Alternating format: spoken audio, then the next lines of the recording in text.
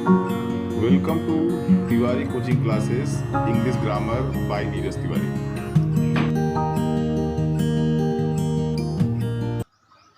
Hi guys, I am Neeraj Tiwari from Tiwari Coaching Classes. Tiwari coaching class YouTube में आज मैं फिर से एक बार आपका स्वागत करता हूं। आज के वीडियो में मैं आपको WH वर्ड फैमिली के विषय में बताऊंगा। आगे की जो वीडियो बनेगी उसमें जो सेंटेंस बताए जाएंगे उसके लिए बहुत ही इम्पोर्टेंस होगा। आज की वीडियो को आपको देखना है, मैं एग्जाम्पल्स आपको बताता रहूँगा, आप इसको लर्न कर लीजिएगा। जब लर्न कर ले जाएंगे तो आसानी से फिर आपका जो नेक्स्ट वीडियो बनेगा, जो सेंटेंस बताए जाएंगे उसमें जो क्वेश्चन वर्ड आपको मिलते रहेंगे, आसानी से उसको आप ट्रांसलेट करते चले जाएंगे। WH वर्ड फैमिली बहुत ही इंपॉर्टेंस है इंटेरोगेटिव सेंटेंसेस के लिए, कंजक्शन के लिए बहुत ही ज़्यादा इंपॉर्टेंस है। यदि इनकी अंग्रेजी आप नहीं जानेंगे तो सेंटेंस आप कभी नहीं बना सकते। न तो एक आप कॉम्प्लेक्स सेंटेंस बना सकते हैं जिसके कंजक्शन के लिए WH वर्ड फैमिली का यूज होता है, और इंटेरोगेटिव सेंटेंस के लिए भी जिनका इंटेरोगेटिव सेंटेंस में जो इनका प्रयोग होता है इसको भी आप नहीं बना सकेंगे। तो देखिएगा, WH वर्ड फैमिली दो तरीके से प्रयोग किए जाते हैं। पहला क्या है, यूज एज अ कंजक्शन। मैंने भी आपको बताया कि WH का प्रयोग कंजक्शन की तरह भी होता है, और यूज्ड एज अ इंटेरोगेटिव और प्रश्नवाचक वाक्य में प्रश्नसूचक शब्द के रूप में WH वर्ड का प्रयोग किया जाता है। पहला व्हाट, व्हाट क्या, ये इंट्रोगेटिव है। व्हाट जो, ये कंजक्शन के रूप में है। व्हाट जो, व्हाट इज योर नेम, आपका नाम क्या है। व्हाट इज योर नेम, आपका नाम क्या है। व्हाट क्या है, इंट्रोगेटिव वर्ड है, ये इंट्रोगेटिव वर्ड है, ये इंट्रोगेटिव प्रोनाउन है आप कह सकते हैं। और I know what are you doing, अब यहाँ व्हाट जो है आई नो के बाद आया हुआ है, व्हाट आर यू डूइंग के पहले आया हुआ है। ये व्हाट आर यू डूइंग को और आई नो को जोड़ रहा है, इसलिए यहाँ क्या हुआ, व्हाट कंजक्शन हुआ। मुझे पता है, मैं जानता हूं जो तुम कर रहे हो, वहां जो का अर्थ हुआ व्हाट का। इस तरह से जितने भी WH वर्ड फैमिली हैं इनका प्रयोग हम दो तरीके से कर सकते हैं, एक यूज्ड एज अ कंजक्शन और दूसरा है यूज्ड एज अ इंट्रोगेटिव। दो तरीके से WH वर्ड फैमिली का प्रयोग किया जाता है, और ये हमारे इंग्लिश ग्रामर के लिए बहुत ही इंपॉर्टेंस है। जितने भी सेंटेंस बनेंगे इंट्रोगेटिव यदि होंगे, यानी ये कॉम्प्लेक्स सेंटेंस होंगे, कंपाउंड सेंटेंस होंगे, तो इनका प्रयोग निश्चित रूप से किया जाएगा। व्हाट आपने देखा, हु कौन या जो, यहाँ पर देखिए हु कौन या जो, कौन के रूप में हु जब कौन होगा तो आप समझ लीजिएगा ये प्रोनाउन है, इंट्रोगेटिव प्रोनाउन, और जो के रूप में जो जब वो कंजक्शन होगा, जब वो दो क्लास को जोड़ेगा। यहाँ कोष्टक में यल लिखा है स्टूडेंट्स, यल, यल का मतलब क्या होता है, यल मीन्स लिविंग, लिविंग, जो लिविंग हो, जो सजीव हो, उसके लिए हम हु का प्रयोग करते हैं, नॉन लिविंग के लिए नहीं करते हैं।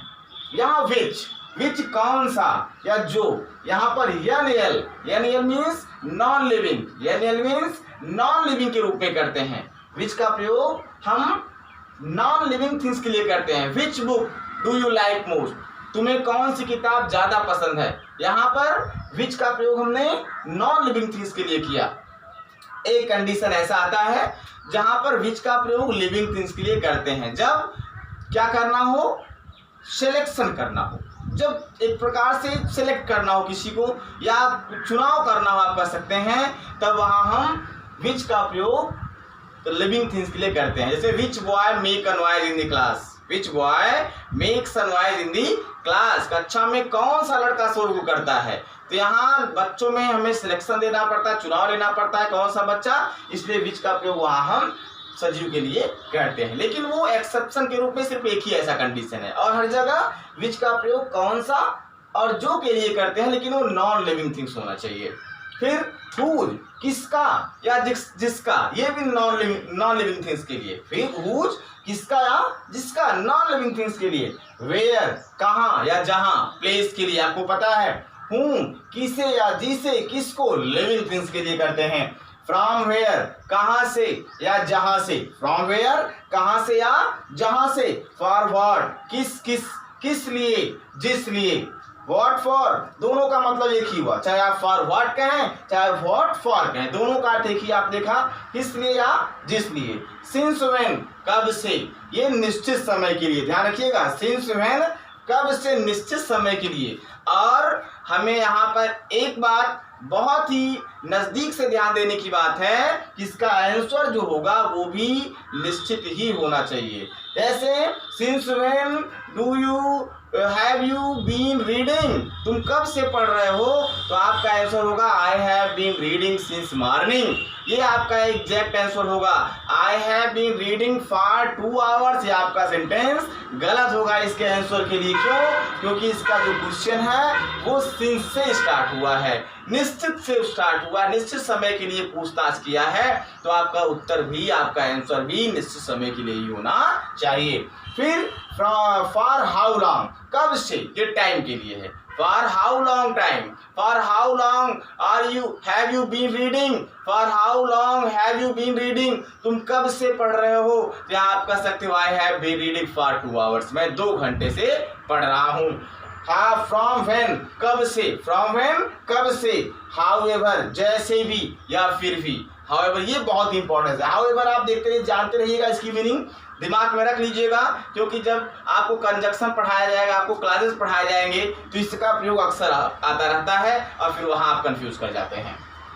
whomever जिसे भी, whomever जिसे भी, why so ऐसा क्यों, why so ऐसा क्यों, what then तो क्या, what then तो क्या, what then तो क्या, whence कहाँ से, whence कहाँ से, whence from whence are you coming तुम कहाँ से आ रहे हो, वेयर हाउ कम किस तरह, हाउ कम किस तरह से, how come did you come here तुम यहाँ किस तरह से आए, अबाउट हुम किसके बारे में, about whom are you asking for me मुझसे तुम किसके विषय में पूछ रहे हो, किसके बारे में पूछ रहे हो, बाय हुम जिसके द्वारा, ये एक्चुअली ये पैसिव केस में आपको मिलेगा, पैसिव जब आप केस पढ़ेंगे, पैसिव वाइज पढ़ेंगे तो वहाँ ये सेंटेंस मिलता रहेगा आपको। टूवर्ड्स हुम किसकी तरफ, टूवर्ड्स हुम किसकी तरफ या जिसकी तरह, हाउ कैसे या जैसे, हाउ कैसे या जैसे, अंटिल व्हेन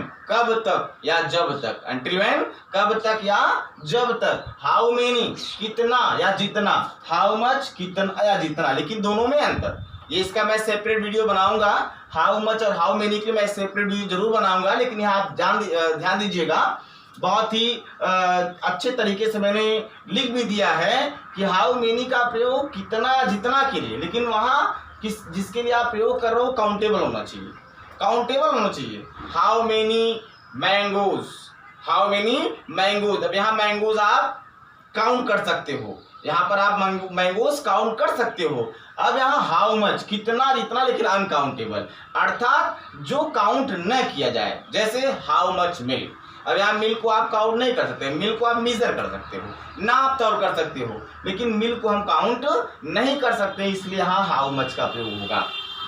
फिर हाउ फार कितना दूर, हाउ फार कितना दूर, हाउ गुड कितना अच्छा, हाउ गुड कितना अच्छा, हाउ सून कितनी जल्दी, हाउ सून कितनी जल्दी, हाउ ओल्ड कितना पुराना, हाउ ओल्ड कितना पुराना, वॉट एवर जो कुछ भी, वॉट एवर जो कुछ भी, whoever जो कोई भी, whoever जो कोई भी, which ever जो कुछ भी। अगर यहाँ बीच में सो लगा रहता है, कहीं कि आपने which so ever, तो उससे आप घबराइएगा मत, चाहे which so ever हो चाहे which ever हो, दोनों का अर्थ एक ही हुआ, जो कुछ भी।